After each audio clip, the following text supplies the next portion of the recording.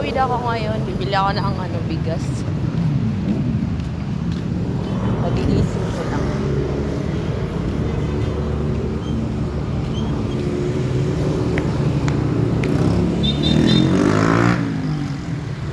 Ganda dito, no? Diba? Hindi ako nagbihis, guys. Sana hindi umulan. Naka-uniform pa ako. Ganda ng gising ko.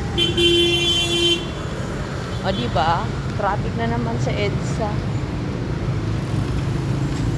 Wala kasi akong bigas, wala akong itlog. Ang daming wala sa akin. Ikaw lang mayroon. Charot.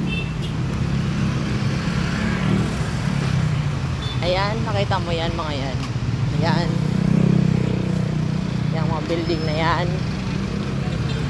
Ay, nakakahiya. May mga tao, guys, nakakasalubong ako.